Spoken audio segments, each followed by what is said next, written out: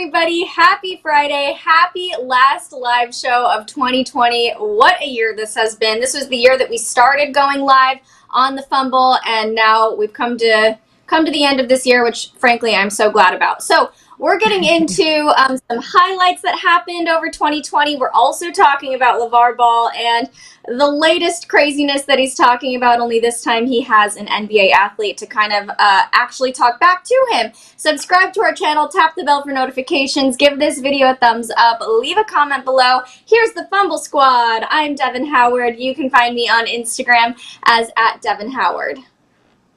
Hey everybody, I'm Jackie Ray. You can follow me on Instagram and Twitter @JRayTheFanatic. Hey, what's up, guys? Happy Hanukkah, Merry Christmas, Happy Kwanzaa. It's your girl, Britt Johnson. You guys can follow me on all social media @IamBrittJohnson. Okay, you guys, so it's a monumental moment. Like I mentioned at the top of the show, this is our last live show of the year. We are going on break for 2 weeks. I think it's about 2 weeks after this, until the new year. So make sure you say all the nice things that you want to say to us in the chat, because this is your last chance to do it in 2020. But before we get into this KD and LeVar news, I think we need to take some time and discuss the things that happened this year. Obviously, this was a unique, wild, weird year across the board in so many different ways. So let's discuss highlights, any favorite moments that you guys have, something that you might have learned. Jackie, why don't we start with you? What were some of your sports highlights of the year? I think my first one, well, this is going to be weird because, everything's so centered around the pandemic. My first one, though, is definitely going to be LeBron James getting another ring with the Lakers, and the fact that I'm even a Laker fan to begin with, but yay. My second one, though, is definitely going to be my over-the-top defense of Rudy Gobert when he was touching the mics. I think you guys all remember that. And I was like, oh, no, y'all are tripping. The virus isn't that bad. And then the next thing you know, y'all got to work from home. And I was like, oh, damn. Okay, maybe I was wrong about that one, but I will never forget how just over the top I was with my defense of Rudy Gobert. And I also remember learning that Britt does not like tattoos on the arm. And then people email me all the time, still to this day, saying, hey, don't get another arm tattoo, blah, blah, blah. And so those are probably my biggest moments. Wait, I have a tattoo on my arm, though, kind of. Yeah, but no, we talked about the face tattoos, remember? Because I said if I get fat, mine's going to end up, face tattoos. Yes. Yeah. But Rudy is my favorite. I still have your back, Rudy, wherever you are. Wow, Jackie, you're loyal. You are very loyal. Still having Rudy's back through all of this. Britt, what was your favorite sports highlight from this year? Obviously, my Los Angeles Dodgers winning the World Series. That was the first time since 1988, and I was really excited because we all know I talked about it a million times, the several World Series that I did attend. The Dodgers did not end up winning those games in 2017, 2018. So it was exciting to win in 2020. It sucked because this was the time I couldn't be there. So it sucked that I couldn't be there to be in the, stadium witnessing that. But it was definitely a dope moment. Another crazy moment for me has to be the beginning of the pandemic when we realized, I knew it was real when March Madness was canceled, because everybody knows March Madness is my baby. I love March Madness more than, honestly, the Super Bowl and the NBA Finals combined. March Madness is so much fun to me. I love it. I literally always do my brackets. I actually a couple of years ago got my first time being on Fox Sports was I had gotten in the top 300 of brackets, and there's literally millions and millions of brackets all over the world. But I had picked the winner that year, and I was one of 300 people that had the best brackets ever, and I tweeted about it. So Fox Sports was like, do you want to come on the show? And I was just like, yeah. But I love March Madness. So I was really sad that March Madness was canceled this year. But that's when I think I realized oh my gosh, this COVID stuff must really be happening. It must be real. And then we know that was the beginning kind of when we even started doing live shows. So to literally be in studio live for a couple weeks, and then it's oh, now you guys have to work from home. And then you know, you guys remember our sets used to be like, I used to have a dresser behind me when we first started the live, and I was sitting on my floor, like with like some random prop up, and now we have like lights and a setup and everything, but we're still here at home. So it's kind of crazy, but yeah, definitely super memorable for sure. You know, the crazy thing is I moved. I lived in Inglewood when we started the lives, and that commute was just, I was barely making it on time. So then I had this opportunity to move in Hollywood, which is 7 minutes away from the studio. So I moved. I hate Hollywood. I moved to Hollywood. We was in the studio for 3 weeks after that. And I was like, ain't this a...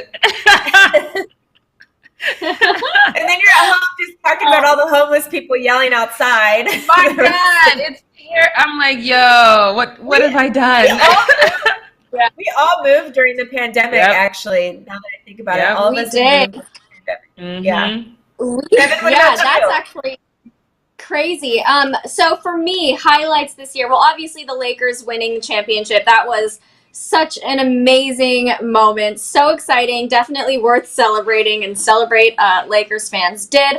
But also, I think seeing everybody come together amid the Black Lives Matter protests when they were really prevalent, seeing athletes kneel on the court in the bubble, people coming out in support of the movement and making statements, and, you know, Bubba Wallace with NASCAR, like all of that was so amazing to me, and something that, like, I feel for me that was a defining moment of this year. All of those moments together were just so defining of sort of this like awakening that I think people are having. Of course, there's still so much more progress that needs to be done, but I was glad to see something like that happen. And maybe you guys can relate, and maybe you guys can agree with me on that, like just having everybody come together and make big statements like that. Do you guys agree? Yeah, for sure. I was the pessimist of the whole thing, though. I specifically said that it was because people were stuck inside, because they had this, 45 to hate. And I said the second things, kind of went normal and got back to normal, that all of that support and whatnot was going to die down. And I still think I'm right on that. I think that's like part of like life, though. I feel like we are supposed to have situations that like tear us down and put us in a place to then open our eyes. And it's so fitting that it's 2020 vision this year, and everybody's kind of getting their eyes open and getting to, see things in another light, maybe that they didn't notice before, that they didn't realize before. So everything that like bad, and it's hard to, see that when you're just living in bliss and life is great. So life really does have to get crappy sometimes for you to realize, like, it's like if you always had really nice boyfriends, you would never appreciate the nice boyfriends because you've always had nice ones. Sometimes you have to be with a jerk. So then you have to kiss, like they say, you have to kiss a bunch of frogs in order to find a prince. Like, you have to know the difference of what good and bad is. And I think this year kind of probably brought all of that together. Even us as like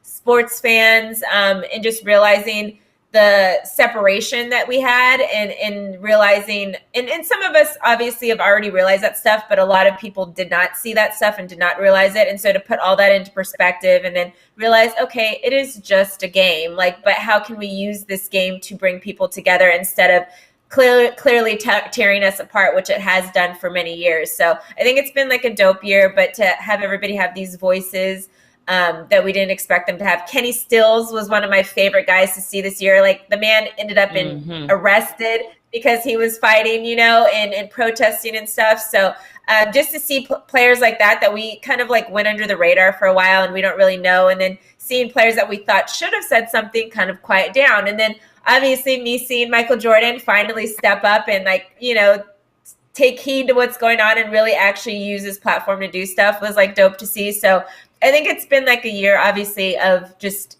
vision, of being able to see stuff where it was currently in this world, and then how we can change it. So definitely dope. Yeah, absolutely. I'm with you 100%.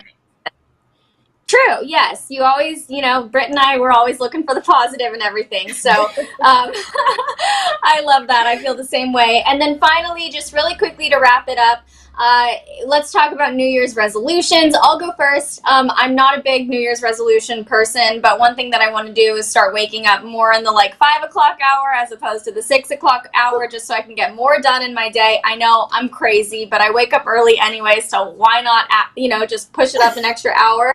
And I also want to do some more volunteer work. I really want to do something with like animal shelters and homelessness. So those are things that really matter to me. Jackie, New Year's resolutions. Do you have any? I hate New Year's resolutions, but I have like several jobs, like from freelancing to writing for Long Beach Post. I have several jobs. My goal is to condense that to just two, because I don't get to volunteer as much as I know it's different now because of the pandemic anyway, but I really miss mentoring kids, and it's just something that's so important to me, and I have to figure out a way to get back to that because that's everything to me. And okay, I guess I'll start working out more. But y'all know I got a trainer. He kills me every Saturday. I'm only doing it once a week right now, but I feel like I die every Saturday. So sticking to that. And then Britt, what about you? I actually haven't really thought about it that much lately or yet. There's just so much I'm trying to figure out and do. But I guess, I mean, it starts tomorrow for me because I'm going to be, like I told you guys, hiking the Grand Canyon tomorrow. And I just want to make sure I'm like continuing to just live in the moment and with what I have now, do what I can do. So just keep checking off bucket list items. Obviously, this year has been really weird because I had so many travel plans scheduled and things that I wanted to do. So hopefully by mid-2021, we can get in a place where we can travel more again and start like being adventurous and doing stuff. And then, I mean, I wouldn't mind getting married and getting pregnant in 2021. I can't do that New Year's resolution alone, though. So I need somebody else to have that same resolution with me. Any takers in the chat? Any takers? Someone propose. I don't know if I want to in the chat, but okay, and then one last thing could be in the chat. Hey, it could be. Maybe it's Mamba Machine. We'll figure it out one day. But final thing that I want to ask you guys is there something that you've learned this year? And I'm going to start because this one I think is really interesting for me. I tend to stay very drama-free in my personal life. I'm not a confrontational person. I'm not like seeking out the drama, but man, I realized how much I love it when other people have drama so that I can talk about it and dissect it and everything.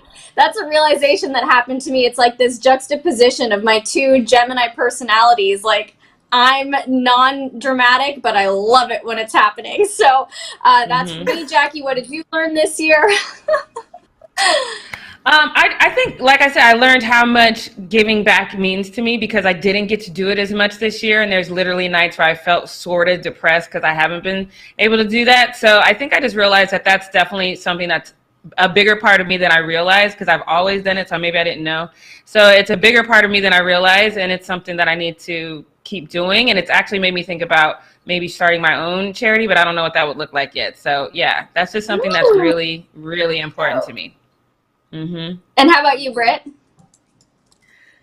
I mean, I guess this year's just been like self-discovery year. I've spent a lot of time by myself. So I've kind of, picked myself apart and done all of these things. I've done, different meditation series where I've learned to focus on different stuff with myself. I've gotten closer to God and in my spirituality and all that kind of stuff. So I think me just like taking a step back from trying to rush everything in my life and just sitting with myself and figuring out like how to be the best me in this world, and everything's going to come to me that's supposed to come to me, and to not worry about other stuff. Cause I'm used to like, oh no, like how do I make this happen? Like what do I need to do to da-da-da? Like, and looking at everybody else and everything else and not looking at like, oh, Britt, if you just calm down and chill, and if you just like don't, whatever people say, just kind of like switch it around and make it like a positive in your head, then maybe you wouldn't be tripping out so much. So I guess it's like learning to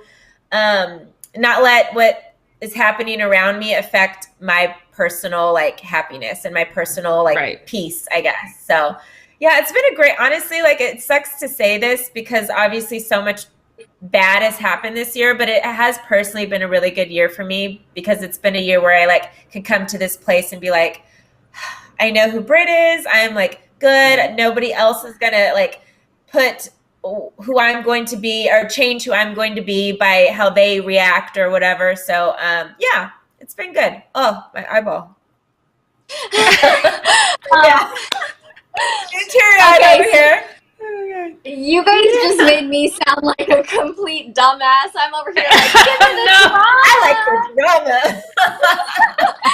No, but really, this year has been very enlightening. I've spent a lot of time by myself too. I live alone, and I have for the last 6 months, and it's been a great opportunity for me to get in touch with myself. I've also been meditating more and learning to realize that, yeah, like I'm a magnet for abundance, for health, for love, and that's something like kind of a mantra I've been repeating to myself, and it's really helped me change my perspective on a lot of things. You got me to start vegan weekends. It was all you, girl. Yes! Okay, I love it. Okay, so it was the trade-off. You taught her vegan weekends, and you taught her Friday, the movie Friday, to watch Friday. Oh yeah. So yep. You know, that's yeah. That's true. That's true. Okay, you guys, let's jump into this news story really quickly. So KD actually had LeVar Ball on his podcast, which I think is really funny. They talked a lot about his sons, of course, but then LeVar had to say some crazy stuff. But what was really cool about this podcast was that for once we had an NBA athlete talking back to LeVar and challenging him on what he was actually saying. So I really enjoyed that about it. So LeVar said that he would like a chance to coach in the NBA so that he could implement a full court press for the whole game. KD did not agree that that was a good strategy, and he said that the athleticism of the league's starting point guards wouldn't work with that sort of approach. So LeVar said, you could be the most athletic sucker in the world. If you ain't got no win, I'm going to tear your ass. Somebody going to get tired. KD said, you're not pressing no point guard, no starting point guard in the league right now. LeVar says, I'll double his bleep every single time if I'm leaving somebody wide open. I don't care. You going to see. But then KD said, if that's how you're going to handle it, you're going to be jobless in a few months, which I just thought was so funny because these are two guys that are so opinionated. And here we have KD being like, no, that's not going to work. And I kind of like that. So, Britt, I want to ask you, do you feel like KD is right about LeVar not being able to press anyone in the league right now? Do you think he's right about that strategy not being effective in the NBA? Yeah, I mean, that's why 99.9% of coaches implement that now. It's just silly. It's like, what's the point of doing that the whole entire game? You're going to tire out everybody. It's going to be annoying. It like doesn't even make any sense to do that. Obviously, they do that in high school. They slowly stop doing that in college, and then by the time you get to the NBA, it just doesn't matter. And the point is, yeah, it's a starting point guard. He's not going to slip up when he just got past the ball, like on the opposite side of the court. Like, it's just not going to happen. So I thought it was, but the whole thing was hilarious because I'm like, we literally have the two biggest like trolls in their own right. You know, like LeVar is like this open troll. KD is more of this, like, I'm going to just have different troll accounts and clap back at everybody on all those. Like, and putting them together is just like entertainment bliss, you know? So I'm here for this. I hope they do like a whole show together and just go back and forth with each other the whole time. But I thought it was great. It's hilarious. I'm totally here for it. I'm sure, and Devin, of course you're here for it. You just told us about your drama that you like with everybody else. It's true. Yes, I am here for it. I really enjoy it because it gives us something to talk about, and I think that's a good thing. Jackie, do you feel like it's more fun to hear LeVar talking with somebody like KD and having the chance to be challenged as opposed to just seeing him with a microphone in his face, you know, just blathering about all the random stuff and having nobody say anything back? I mean, I like it this way because it just, I've always wondered this. There was this actually satisfied something for me. I've always wondered, would he be this vocal if there was somebody right in his face? Because, you know, the people, like, if he goes on Undisputed or First Take and stuff like that, they just let him talk because they think it's funny. They don't really, you know, challenge what he says. I'm like, you know, it'd be cool to see if somebody would challenge him. Would he shut up? Or would he keep talking? That was the question in my head, and now I have the answer. He will keep talking. I don't know why I thought that would not be the case, but deep down inside, I really thought that he'd be like, oh, we'll whatever, let's just talk about something else. Like, I thought he would kind of back off, but he's like, nah, let me go full court press with this nonsense, even though there's somebody here telling me why. This is why he only averaged 2.2 points per game, you guys, because he don't know what the hell he's talking about. And I just thought that he was going to be like, oh, you know what, you right, because you actually elite at what you do. No, he's like, nah, this is what we talking about right here. I love it. I was definitely here for it. It actually made me like LeVar a little bit better because at least I know he gonna stay the course no matter what, and I kind of like him for that. Yeah, it's funny because this literally was like the same energy that Kevin Durant had when he was talking to Kyrie. So like, right. It's like cool to see Kevin Durant have this like. Kevin Durant lately has been like, nope. It's not. Nope, I'm right. You're wrong. No, that's what I said. Like, and he did it to Kyrie, and now he's doing it to LeVar too. So like that, they're both of them are just like themselves 100%, and it's like no one's ever going to feel like the other person's right. They're always both going to be right. Like, this is the worst. If you guys ever get in a relationship, don't get in a relationship like this. This is like the opposite of what you want to be doing. But it's everything. Yeah. It is so funny. All right, you guys. Well, that was the news story that we were talking about today. So, Jackie, can you take us into the post-up? Yes, the final post-up of 2020. This is so crazy. I can't believe I'm actually saying that. But I'm going to start off with setting some house rules since we're not going to be here with you guys. Once the regular season starts, there's no clowning the baby goat, okay? He's just a baby. It's too soon. No clowning him. And when he tries to give you some dap, you give it back to him. What's going on in this video? Look at this.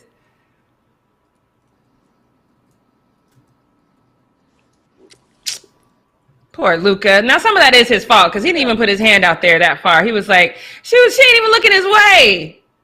Oh, come on, Luka.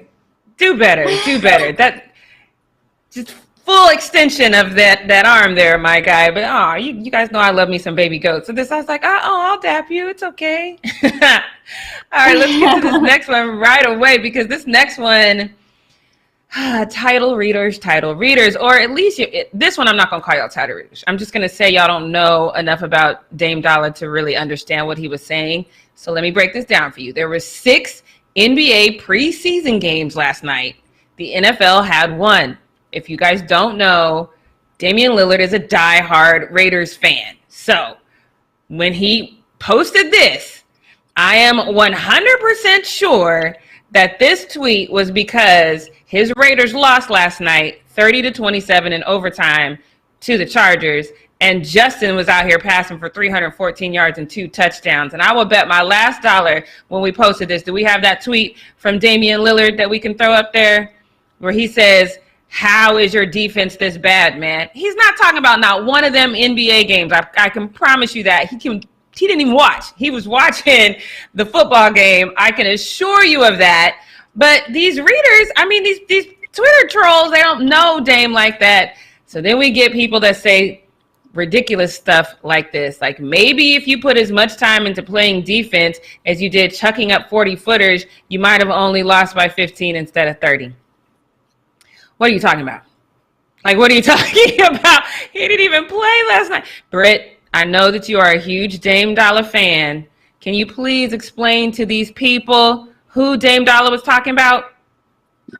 Yeah, you nailed it. He was definitely talking about the Raiders, and he's done that several times. Like, he always posts about their games, and like he did it a couple weeks ago and said that he was like going to be mad and not want to be a fan anymore because the Raiders were so trash and yada yada. Mm-hmm. But he's a diehard Raiders fan, and he's still going to be watching his team. And people need to like look, just like if you don't know what somebody is posting about and it's like a subliminal, be like women are. We're going to check, like, oh, he said something about defense. Okay, what games happened tonight? What's going on in the world?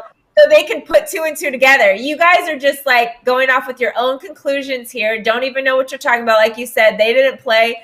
The Raiders played last night. So definitely he's talking about the Raiders. Simple, easy. I saw this people like research.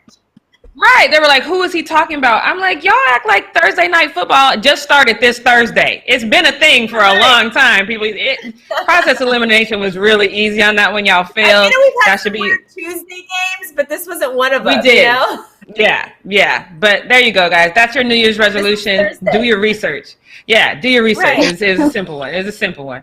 All right, so this next one, I love this one. I want this to become a meme. And in my head, it would be the music from The Godfather over it, as Blake Griffin is just laughing as his teammates handle his lightweight, because this is embarrassing. I don't... Again, it's a preseason game. Why are we getting all in our feelings during preseason? But Thomas Bryant did. He loses his mind over an incidental contact, and Blake laughs in his face. Like, laughs. Take a look. Isaac Bonga with a rebound. And somebody went down. It's Bryant. He said somebody. He didn't even know who it was. He's the only one that's revved up right now. He came out of the locker room with a different disposition. Maybe trying to get his teammates to go. Blake Griffin says it's all funny. There was Robert Pack. Now watch this close-up of Blake just laughing. Long-time NBA performer trying to calm him down. And Brian that is... You ain't got no clout if somebody's laughing in your face like that. Devin, I know you like the drama. How would you feel? Is this a drama? Because you laugh in my face like that, even if I'm not mad, even if I was just kidding, you start laughing in my face like that, and then all of a sudden we got a whole nother set of problems. Now I'm mad. Well, I mean, I love this moment. First, I love that Blake's just walking away and like doesn't even pay him any attention at all. But yeah, I mean, I feel like when you're really, really mad at somebody and you're trying to like get their attention and you're sort of trying to get a reaction, and what they do is smirk or laugh. Oh my God, that is the worst thing, the worst reaction. It is. That like ignites a fire in me that I can't control. It is, but I love Blake for it. He was my choice yesterday since I didn't have no one to ask y'all to slide in the DMs for. So now I'm feeling like I made a really good choice on that one. So good job, Blake. That was beautiful. I saw some of y'all are here in the chat asking about this moment. So let me just recap. We've seen Trez kind of clown AD about his new car. He clowned him for having a driver for that car. He clowned him for having a bodyguard. Bodyguard is like 5 foot nothing. I don't think that was really his bodyguard. I think it was just his driver. But he was walking with him to get his COVID test. And here Trez is again. And it would seem as though AD is over Trez. Take a look. Who that is? No, that is. But his man's over here in the corner though. His man's in the corner. It's sitting down. It's on the COVID, bro.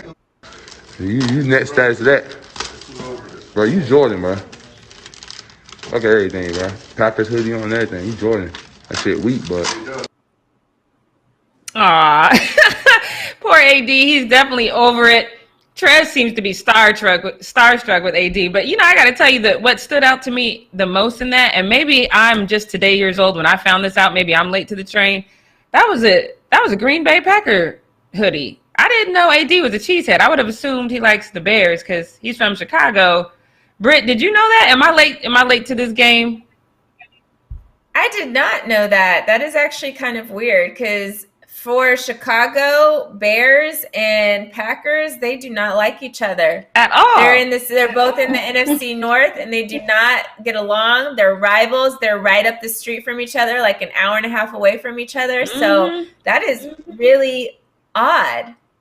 I'm sure he had to have gotten beat up as a kid if he was wearing Packers stuff in Chicago. Chicago people don't play, and they do not play about their Bears. So I know Trez is out here getting on AD's nerves and everything, but I couldn't even pay attention to that. I was stuck on the damn hoodie. Like, what are you wearing, my guy? Right? So I wonder why my guy has a bodyguard with him everywhere. He's a Packers fan from Chicago. Exactly. It all makes sense now. And now he's mad at Trez because Trez got that out there. He was like, this was supposed to be, our little team secret. Now you got the world knowing I'm a cheesehead. Now I don't like you, Trez. I don't like you. But I still think their chemistry is great. But now I just got to move into getting back to helping Britt once again with her baby fever. I think she's going to love this one because Jason Tatum, his little one, is out here and he's practicing already. Take a look.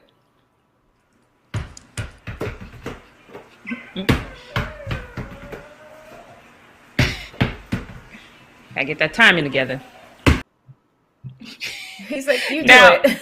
Right. So fans really kind of picked up on how he passed the ball, which I thought was hilarious. This first fan says, that pass, though, my guy looked like he was over it, just like you said, Britt. And then this next one said, that passing's already elite. No, it wasn't. It was like, I'm done playing this game. So did this increase your baby fever at all, Britt? Everything does. Like, luckily the baby was like, I didn't get to see him from the front that much. He was like more, and then he's like, get away from me. But yes, everything does. 2021. Mm-hmm. Britt's gonna get pregnant. Okay. Woo-hoo! All right. That's a big resolution. Let me give Donnie a shout out real quick. He gave us $5. Thanks, Donnie. Donnie, thank you for that $5. He said that Blake gave him that mixed person laugh warning before we snap. I see what you did there. I love that, Donnie. That's hilarious. All right, let's get into this next one because you guys know I'm still out here feeling bad. I think all of us are feeling bad for Klay. I don't know anybody who doesn't like Klay Thompson, but if you want an update on what he is doing, he is sharpening his mind. This is something I should probably put on my resolution list because I do not know how to play, and I've always wanted to learn how to play chess. So take a look at this picture of Klay sharpening his mind. It definitely helps sharpen your mind when you learn how to play chess, and he's doing that full beard and all out there. And I love that chess set too. It's really, that's a good looking chess set. Actually was going to buy a chess set for somebody, so I'm going to have to try to find this one. But I love that a fan kind of zoomed in because this person who saw this is a real chess player because you know when you play chess, your moves are timed. You only have a certain amount of time. And he says athletes are normal people too because Klay got a timer. He's playing it like a normal chess player, which I love. I think that is great. But then I have not seen this, and I know when I go home to Denver, one of the things I'm probably going to do is want to watch a movie. So somebody is suggesting that Klay got this idea to learn chess from this movie, says he 100% watched The Queens of Gambit on Netflix. I highly recommend it. And then somebody else said, which I'm going to talk to you, Britt, sounds like you've seen it, says you stand by that because if this is shit and it's on whack, we're going to have an effing problem. So Britt, are you co-signing on this Netflix movie, and how does chess play into this? Well, it's like a shortened series. So it's like 6 or 7 episodes. Okay. So good. It's so good. And I actually, it was one of the Queen's Gambit was one of the top things on Netflix for like, while I'm pretty sure it's still trending, but they said after they call it the Netflix effect. After the series came out, chess was Googled went up like 600%. People learning how to play chess on Google. People buying sets went up like 1 million times. Like all these people now are trying to get chess and buy chess because they watch this, and it is really good. It's a really good show. I recommend watching it. It's like I don't like stupid, like doesn't make sense shows. It was really good and interesting. But it's not about chess though. Chess is just in it. No, it's about a girl that's back in the 50s or something like that, and she's like the first girl to play in like as a pro with all these men. So she's like the only woman playing, and she's like killing all these men all the time because she's like, that's why it's the Queen's Gambit. But it's so good. Okay, so good. Look, learn something from a post from Klay Thompson. Look at how the world works. See, look at that. I love it. But Jackie, I am actually shocked that you haven't heard of people talking about the Queen's Gambit because I feel like I have seen it everywhere. People are just nonstop talking about it. Yes, I'm shocked you haven't heard of it. Everybody's Googling chess. Everybody's learning how to play. Everybody's buying chess sets. It's like the new thing. You got to do. Well, I did tell y'all I have a whole bunch of jobs. So when I cut that down to 2, then I can pay attention to stuff like this because I did not see this. This one removed from your schedule for the next 2 weeks, so you don't have to worry about this one. So the hour that you would be on the Fumble Live every day, you could go watch it, and you'll be done in a week. I'm going to do it. I'm going to do it. And then I'm going to report back. I'm going to put it on my story. So, yeah, I love it. Something for me to do while I'm in Denver because sometimes, there's not a lot to do in Denver anyway. So, thank you. I know that Britt and Devin have both done the 23andMe or, to kind of find out your heritage. If Aaron Rodgers has not done that, I'm going to need him to do that because he is reincarnated or he is definitely related to this person, because Bacon, Grits, and Eggs, they posted this picture, and it's from the 1800s. It's an old, I think it's 1800s, early 1900s, and it's an old photography photo. That is Aaron Rodgers with a crazy mustache. That is him. And then I wasn't the only one who thought it, because another fan posted a side-by-side. Does that not look like Aaron Rodgers, or am I tripping? They are definitely related. Devin, what do you think? That's so funny. Yes, the only difference is the noses. Their noses are slightly different. That is so funny, though. I love seeing a doppelganger. They are related. Yeah. Now we just got to find out what that guy's history is and see if that's somebody that Aaron really wants to be related to before we send him on this journey to find out if he is. True. Good point. Oh, yeah. Only look that up if he's a good guy, Aaron. Otherwise, just be like, oh, that's a random coincidence. Yeah. But I love that. I love seeing stuff like that. It just reminds us that we're all connected in some way. Okay. So this is what happened. This next one is you brought that on yourself. If I could make that a segment, this is what this is. This is a you brought that on yourself moment, because this is what happens when people, they don't like you. They start downplaying your value. Again, this is still preseason. And in the Rockets game last night, James Harden put up 20 points. Eric Gordon put up 23. And their new center, Christian Wood, he put up 27. And then there's this play where Christian can either dish it off to James Harden or he can keep it. He decides to keep it.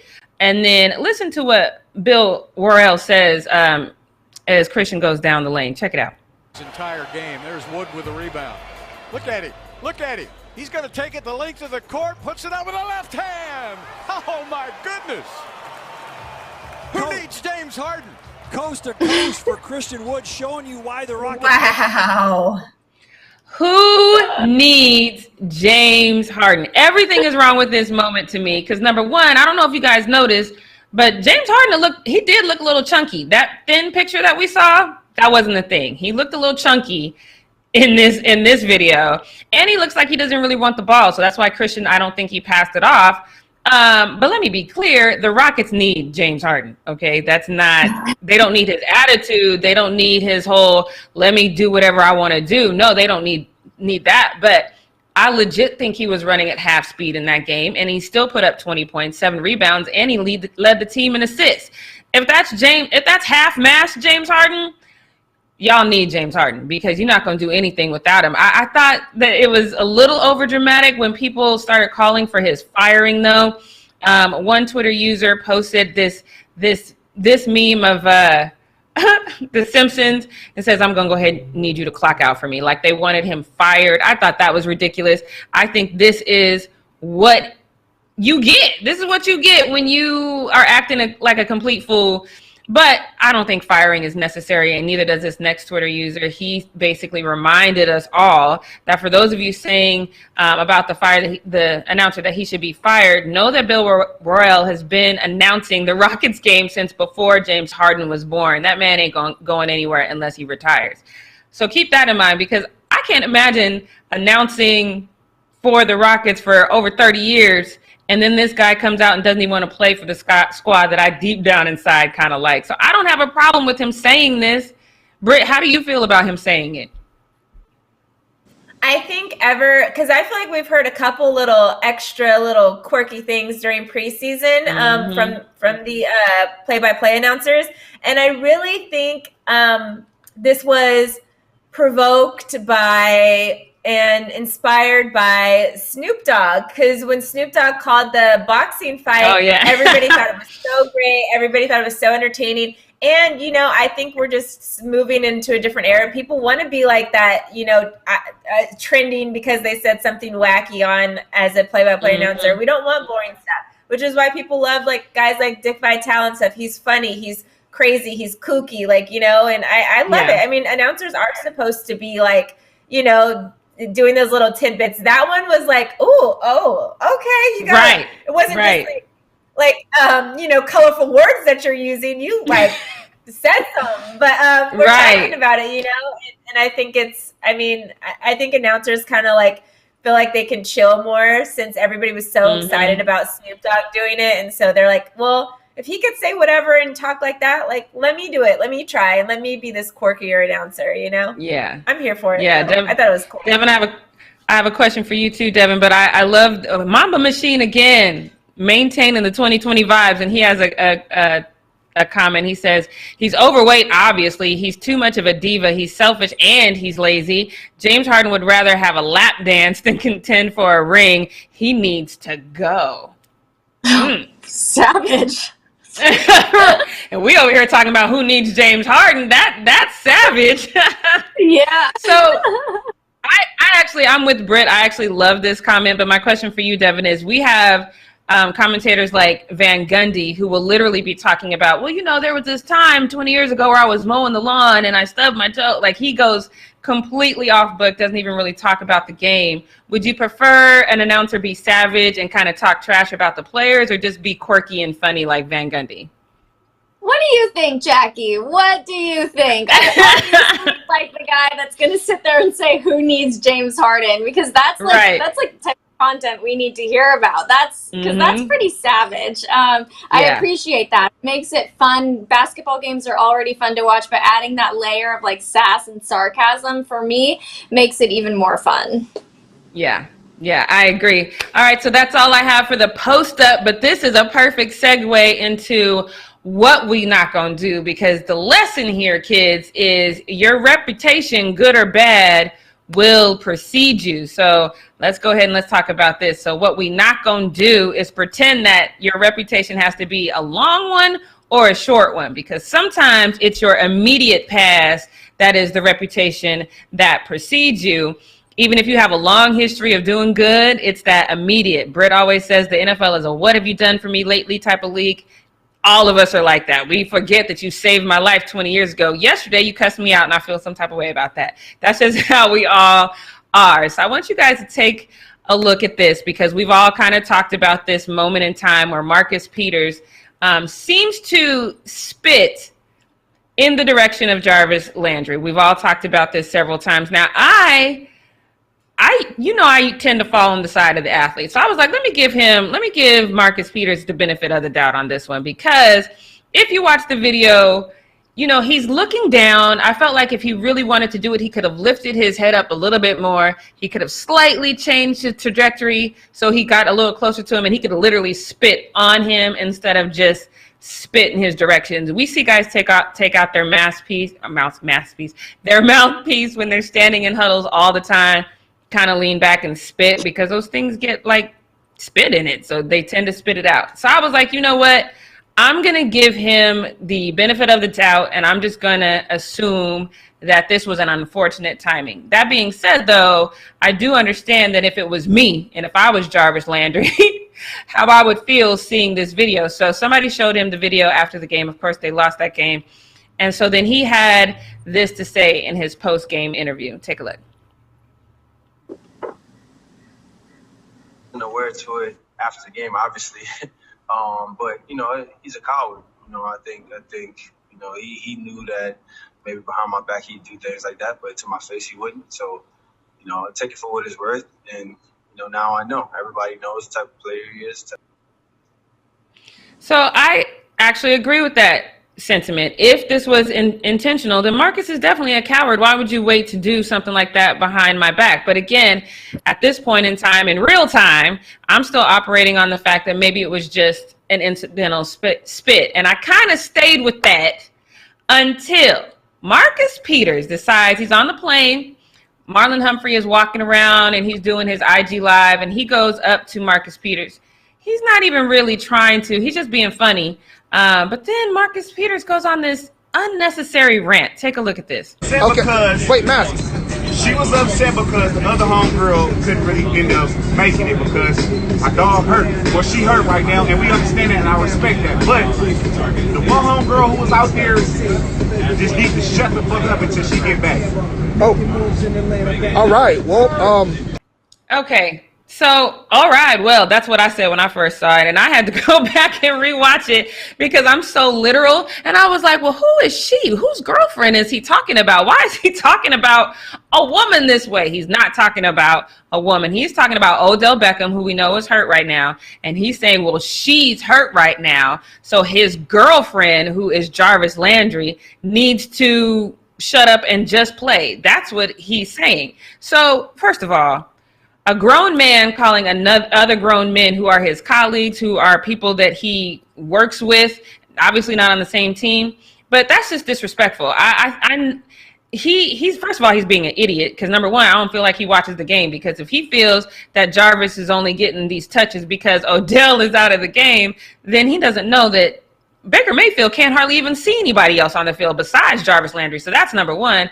Number two, I feel like he's perpetuating a rumor about Odell that we've heard for a very long time. And I have two problems with that. Number one, if the rumor was true, we would not care. I don't know if you know that, but we would not care. Number two, even if it is true, that doesn't give you just cause to disrespect two grown men and call them she and her and girlfriends. It's totally disrespectful. And now it makes it look like that spit was intentional. It wasn't this whole incidental spit. So this little comment that he released, I'm not here for it, because I feel like now you're trying to make it seem like you're not who you presented to us that you are. So he issued a statement on the whole thing. I want to throw that statement up so we can take a look at that together. He says, I did not spit at Jarvis. Where I come from, when you have an issue with someone, you deal with it face to face, man to man. Anyone who believes that I intentionally spit at him does not know me, plain and simple. I'll give you that. I don't know you. But what I do know is you got on the plane and you disrespected this man for no reason. Jarvis said that you guys don't have beef. You've never had beef. So there was no reason to be disrespectful to him. Number one, there's absolutely no reason to be disrespectful to Odell. He's not even playing right now. You didn't even have to bring him into this. So what we're not going to do is believe your statement, sir. You are lying. You spit at that man on purpose. And I think the NFL needs to fine you immediately and let it be known that they are fining you for unsportsmanlike conduct for spitting at Jarvis Landry. At least that's my opinion. Devin, when you saw the video, do you think it was just some sort of incidental thing, or do you think it was an intentional spit? I mean, when I looked at it, I had the same reaction as you. It didn't look initially like it was, because it felt like it was too far apart and it was like too down, like directed downwards. But I don't know. I mean, all of this back and forth, there's obviously drama going on. But yeah, I mean, I initially didn't think that there was it was intentional at all. It was like an intentional spit. But man, being like spitting on somebody is so degrading and so gross, especially in a pandemic. So yeah, I mean, I don't like this. Yeah, if he had done that spit, not done that little plane rant where he was calling these grown men women, and then issued the statement that was like, I didn't do that. You know, it wasn't meant like that. I totally would have believed him. But you were being unnecessarily disrespectful. So now your reputation precedes you, sir. We think you did it, just so you know. So, all right, that's all I got for What We Not Gon Do. And since you're up here, let's get ready, because it's the final one for 2020. But it is time. Let's get that fake mic together. Yes, let's go. It is time for Britt's Takes. Britt's Takes. I just got an idea for the mic. I have this karaoke little mic thing that we need to send you, Devin, because it does like echoes. It does all this. Like you can change the little stuff on it and be like, go T-Pain with it, you know? I'm here for that. But I love it. It is time, like Jackie said, for the final Britt's Take of 2020. And so I thought I'd go back to something we've kind of talked about a lot, because it made history when this reporter told LeBron James and KD to shut up and dribble when they were talking about political stuff. But I started to think about that phrase in the last couple weeks when we've been talking about these athletes crying about their jobs. This may be a moment where you should shut up and dribble, because James Harden, you're on contract, like we have said many times before. You have issues with the fact that we don't even know anymore, because the Houston Rockets got rid of all your issues for you. You didn't want the coach. You don't like the GM. You didn't want to play with Russell Westbrook. They're all gone. They're all gone. And yet you're still sitting here complaining about stuff. We've talked the last couple weeks about other players on the Rockets and on other teams that are complaining about their contracts and they want to just leave.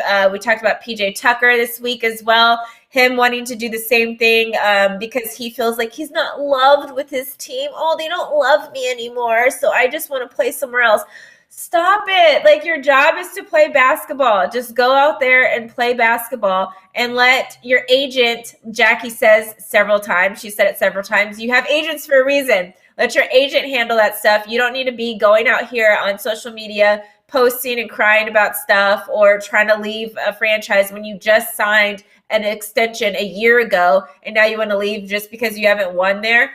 You're probably the problem. Like, everybody else has left. Everybody you wanted to leave has left the situation. And we continue to see athletes over here crying about stuff when they're getting paid millions and millions of dollars. Mind you, we are in a pandemic. There are so many people that have been evicted from their homes. They have lost their health care insurance, all of this kind of stuff. And then for you guys to come in and complain because you don't feel like somebody loves you at your job or they didn't wish you happy birthday at your job and now you want to leave even though you're getting paid $25 million a year. Like, this is a moment where I will say maybe you do need to, just for this purpose, shut up and dribble, because this is like ridiculous. Like, there are so many terrible things going on in this world, and for you to complain about simple stuff is beyond me.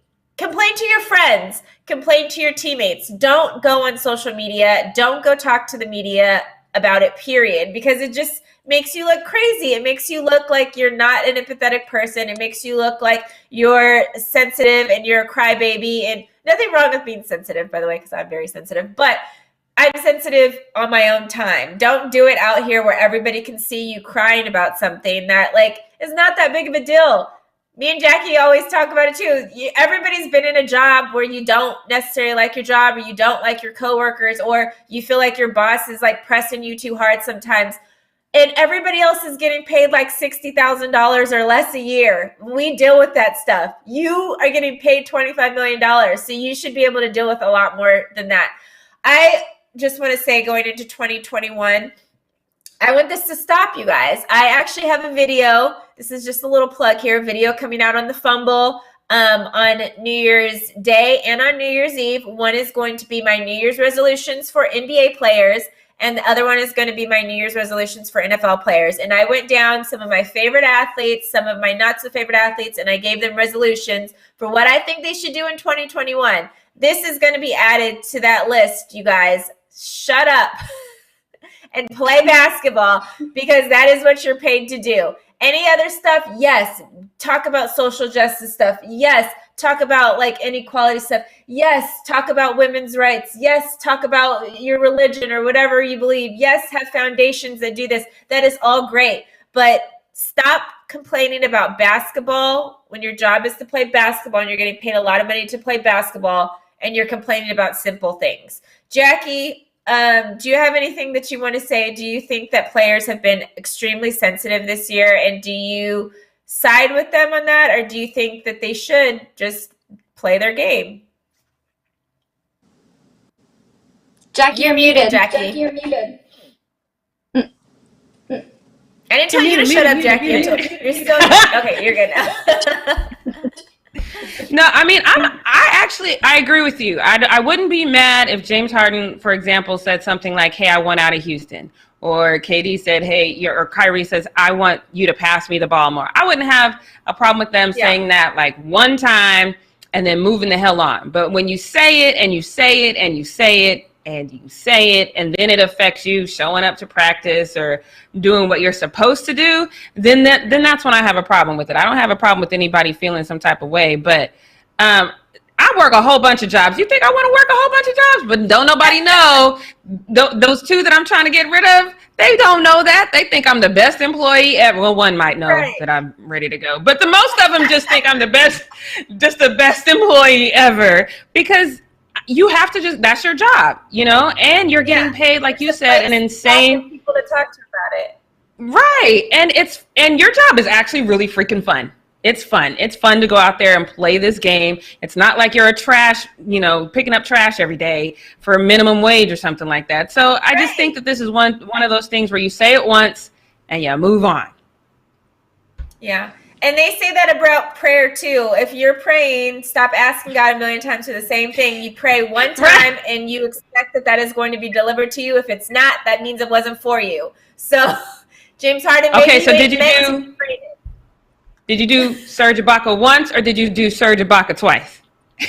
So Serge comes in different. I ask for different things each time. So one day I can pray, Lord, I pray Serge Ibaka slides in my DMs. Another day, Lord, please give Serge Ibaka the strength to pick up his cell phone and look at my page.